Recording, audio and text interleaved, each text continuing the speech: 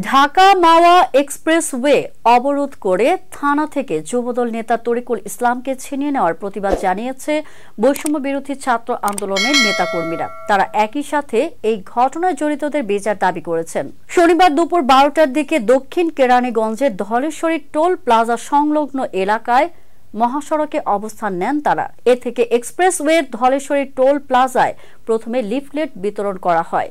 এরপর তারা পুরো এক্সপ্রেসওয়ে বন্ধ করে দেন।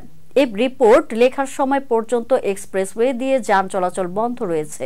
প্রতিবেদন অনুসারে শুক্রবার মুন্সিগঞ্জের শ্রীনগর থেকে পুলিশের হাতে গ্রেপ্তার হন যুবদল নেতা তরিকুল ইসলাম, যিনি শ্রীনগর উপজেলা যুবদলের যুগ্ম আহ্বায়ক। গ্রেপ্তারের পর রাতে বিএনপির স্থানীয় নেতাকর্মীরা তাকে থানা হাজত থেকে জোর করে ছিনিয়ে নেন। যদিও তারা তাকে ফেরত দেওয়ার আশ্বাস দেন, তবে শেষ পর্যন্ত পুলিশ জানিয়েছে তাকে ফেরত দেওয়া হয়নি। এই ঘটনার প্রতিবাদ জানিয়ে বৈষম্য বিরোধী ছাত্র আন্দোলনের নেতারা এক্সপ্রেসওয়ে অবরোধ করে দেওয়ার সিদ্ধান্ত নেন এবং শনিবার সকালে তারা সড়ক বন্ধ করে দেন। হাসারা হাইওয়ে পুলিশের ইনচার্জ আব্দুল কাদের জিলানী জানিয়েছেন, দুপুর 12টা থেকে বৈষম্য বিরোধী ছাত্র আন্দোলনের নেতাকর্মীরা পুরো হাইওয়ে সড়ক বন্ধ করে রেখেছেন, ফলে যান চলাচল বন্ধ রয়েছে।